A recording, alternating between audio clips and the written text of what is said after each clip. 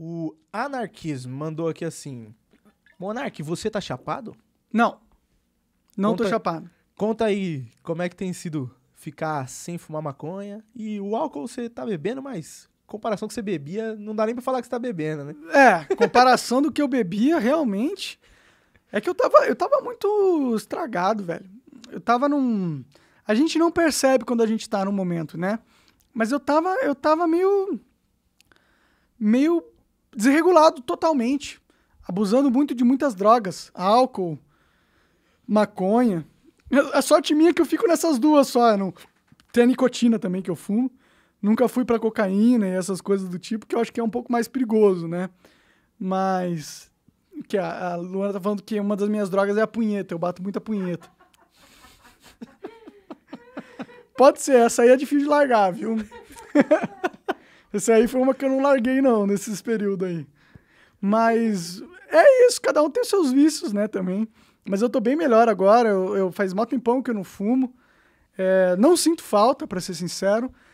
Quando eu fumava todo dia, cara, eu tinha uma sensação de que eu não sei se eu saberia viver a vida sem fumar. Achava que eu não conseguiria, entendeu? Ninguém ia aguentar você. Ou que eu seria um chato insuportável de galocha. A surpresa foi o contrário. Que eu fico mais legal sem maconha. A Luana, que é minha namorada, ela acha que eu sou mais sociável sem maconha. Não, sociável não, mas eu sou um cara mais fácil de lidar sem maconha. Que conta pra ele, põe o microfone e lê pra ela, Coca. Conta pra gente como que eu sou, o que você não gostava de mim quando eu era muito chapadão. Tá ligado? Tá. Ah, você ficava letárgico 24 horas por dia, né? Isso me irritava, porque parecia que você tava desconectado da realidade o tempo inteiro. Acordava, a primeira coisa que fazia era botar um baseado na boca, né? Verdade. Aí ficava muito desligado. Não se Eu preocupava parecia com um as bobão? coisas ao redor. Tipo, as coisas aconteciam e você tava nem aí. O gato, sei lá, vomitava e você demorava a perceber, ou não tomava uma atitude, não resolvia as coisas. Isso mudou? Mas você tá mais, tipo, quando você vê que o gato tá engordando, você já começa a dar uma freada, você já presta atenção nas coisas. Você não fica o dia inteiro viajando na maionese, alguém fala com você, você escuta. Antes você ficava no fone e não ouvia. Hoje eu chamo, você escuta, você vai. A preguiça diminuiu também. Não que, né? Não que não exista, né? Ainda. Não que não exista, mas a preguiça também diminuiu. Mas teve um momento que quando eu parei, eu fiquei difícil de lidar? Ah, sim, o Bruno deu uma tiltada, uma surtada depois que parou de fumar. Fica irritadíssimo, né? Porque é normal o efeito. Como é que chama? Abstinência? É, abstinência, né? Eu fico a flor da pele com o nervo, né? Qualquer coisinha me irrita, eu já explodo, né? Mas eu acho que você criava uma ideia de que a maconha era necessário para lidar com a sua ansiedade, só que em partes mas eu não acho que é a única alternativa, né? Você vai... Tem o álcool, né? Não, mas tem terapias, existem terapias. É porque o caminho é mais fácil, né? É mais difícil você criar uma rotina saudável para poder lidar com seus problemas, ao invés de você ficar se drogando. É muito difícil você ter uma rotina saudável, porque tudo em volta influencia a alimentação, o exercício físico, você criar instrumentos e ferramentas para não ficar doido. Mas se você... O cigarro é uma alternativa simples, rápida e fácil.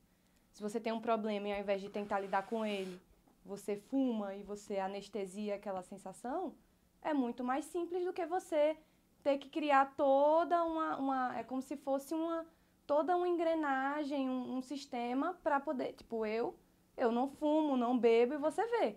Se eu já acordo tarde, eu já não me sinto bem, eu já fico... Mas você é totalmente diferente de mim, né? Nesse sentido. Você é uma pessoa bem organizada e disciplinada. Mas né? eu não nasci assim, disciplinada e organizada. Foram instrumentos que eu fui criando ao longo do tempo para não ficar doidona e surtada. Você vê, eu faço terapia, eu faço atividade física, eu me alimento bem, eu acordo cedo. Então, é todo um ecossistema, a palavra, que é criado para você conseguir não ficar maluco. Mas, por isso que eu falo com você sempre, tenta não ficar num ambiente Mas eu sou mais doido que todos vocês. Tenta não ficar num ambiente desorganizado. Eu acho que isso faz mal pra pessoa. Você tá com um monte de lixo em volta. Eu tenho essa habilidade, né, Lu? Você tem. E eu não sei como você consegue. Tipo, acorda e fica naquele quarto que não bate sol. eu acho que... Aí por isso que eu sempre acordo, abro as coisas, deixo o sol entrar, que é pra arejar, ponho um cheirinho. Pra me acordar, né, também. Pra A acordar. Luana, ela viajou, ficou 12 dias fora lá em Aracaju, que é a cidade natal dela. E aí eu nunca desregulei meu horário, faz tempo que eu não desregulava tão fortemente meu horário, assim. Aí eu fiquei pensando, por que será, né? Por quê, né? Porque eu não deixo ele dormir mais do que, tipo, ele acorda meio-dia. Se acordar mais, perde o horário do almoço, aí vai almoçar 3 horas da tarde. E hoje as pessoas, elas acham que manter uma organização de organizado não é importante, entendeu? Quer ficar tomando remédio. É que é gostoso usando pra droga. caralho acordar tarde, meu. E Nossa, outra, eu eu me não sinto gosto muito não. mais bem mentalmente na madrugada.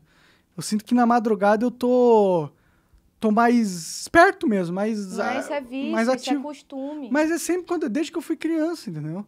É algo assim minha, talvez eu sou um cara noturno. Tipo, eu sei que dentro quando a gente tava na mata, quando a gente se desenvolveu na mata, quando a gente não tinha sociedade e tal, existiam alguns seres humanos que trocavam o horário mesmo, porque era necessário que pessoas da sua tribo ficassem acordadas à noite para cuidar de predadores ou de tribos inimigas invadirem. Então, existe um mecanismo evolutivo que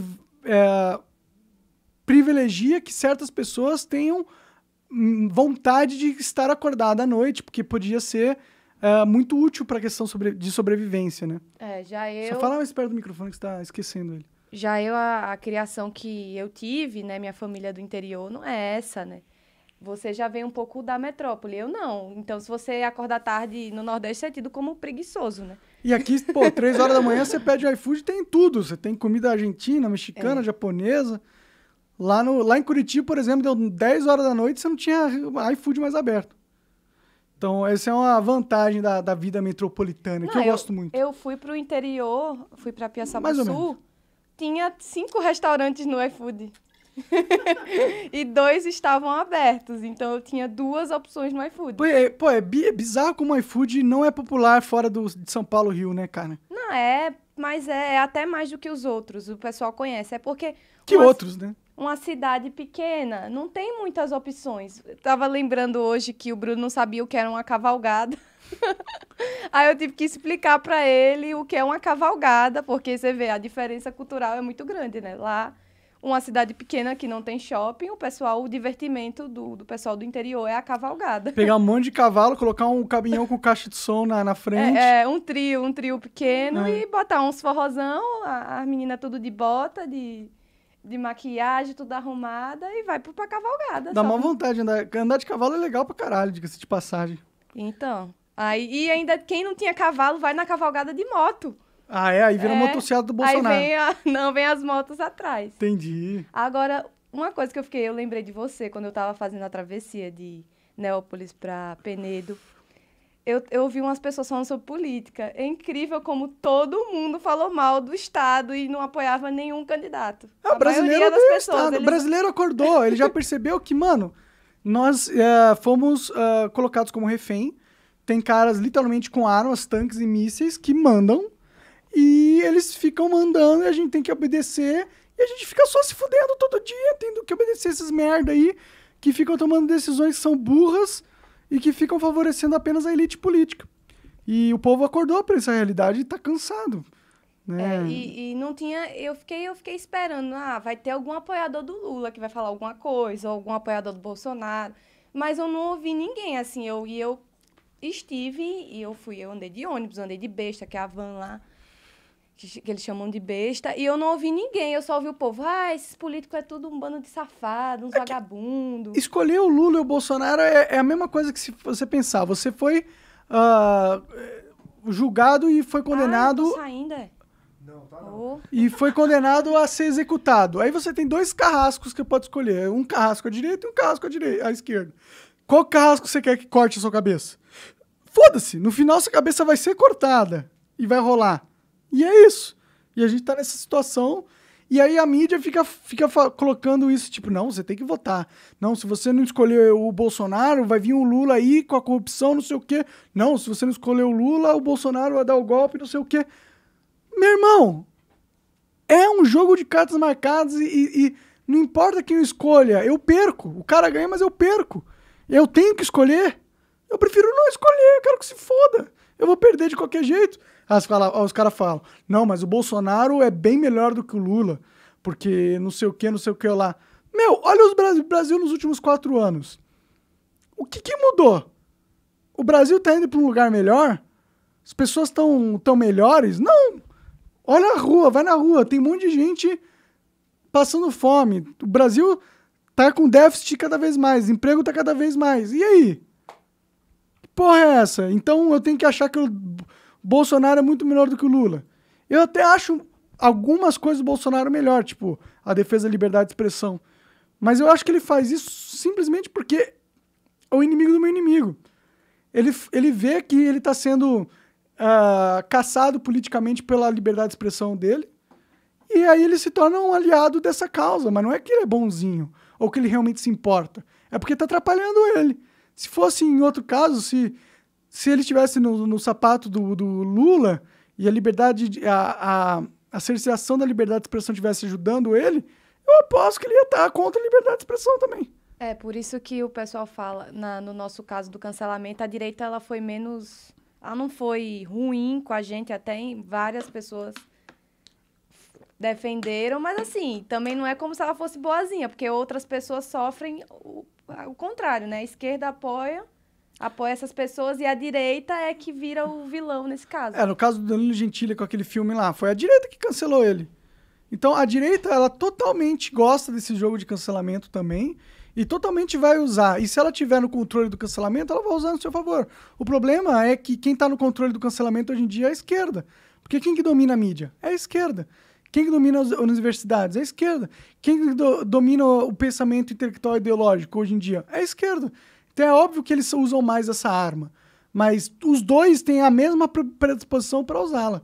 A única diferença é que um lado foi atingido muito pela arma nos últimos anos e criou uma ojeriza contra essas armas, mas a verdade é que elas nem entendem o porquê que elas odeiam.